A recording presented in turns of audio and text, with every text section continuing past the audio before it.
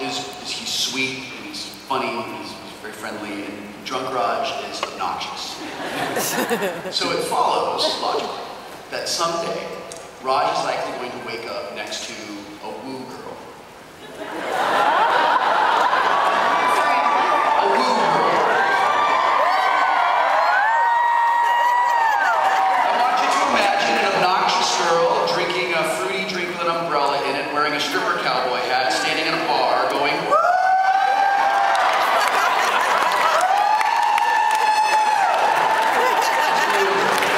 So it's likely that Drunk Raj would, you know, gravitate toward, you know, someone who is as obnoxious. So I'm wondering if... Oh, that's bad.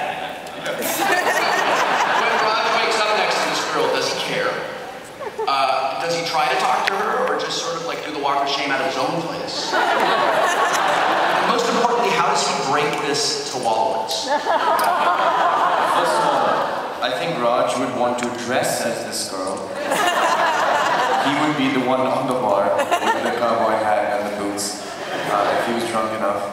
I think the next morning, when he woke up, That's such a good question. we done.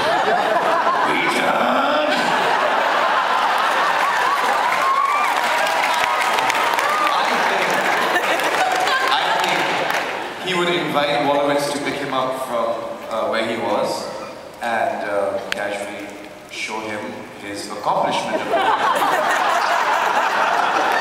And then laugh in his face and never let him forget it for the rest of his life.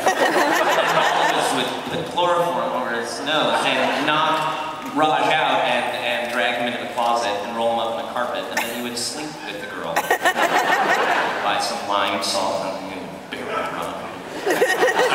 There's some subtext. It's unbelievably dark. Okay, my last question.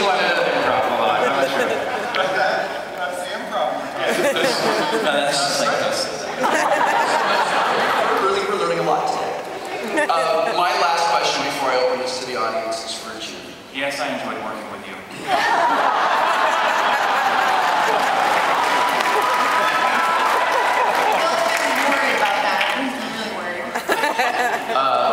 You are one of the most generous and affable and easygoing actors I have ever worked with. That's not, I'm very little surprised to hear that, but that's very nice.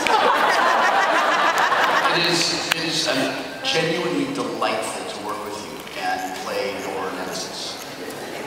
I wanted to ask you a question that I am frequently asked. What is it like for you as an actor to play a character who is so unlike who you really are? It's two things. It's extremely fulfilling as an actor because there's so much to do.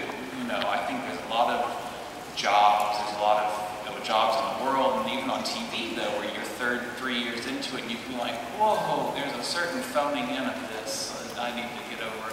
And I never feel that because there's so darn much to get done, and it's fun to do. The second thing I'd say is it's surprisingly easy in a lot of ways because of, and sincerely, because of the writing, because it's right there. You know, I think that you get bored with a job or you don't get to do a good job, especially on TV a lot of times, because if it's not really, if the writing's not up to par. And I don't feel like I have to make up a bunch of crap.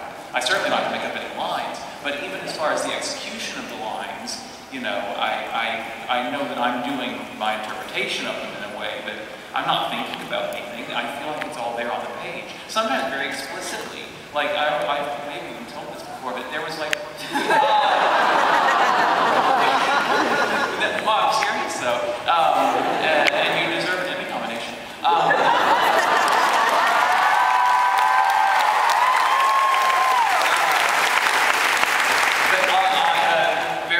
A lot of people remember this, of course, they do the napkin scene with Penny and Sheldon and the Christmas time.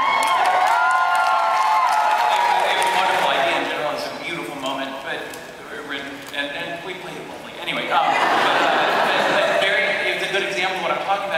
said, Sheldon, I'll get the words a little bit wrong, but Sheldon opens the box and he sees the napkin and he says, surprised. And then Sheldon says something, and in parentheses next to it says, excited. And then it says another line from Sheldon, it says, crazed. And I mean, and I didn't feel like a monkey following directions. I felt like this is the roadmap as an actor that I want. Just tell me clearly, I'll go for it, but I need to know what you want. And these writers tell us what they want. So, there.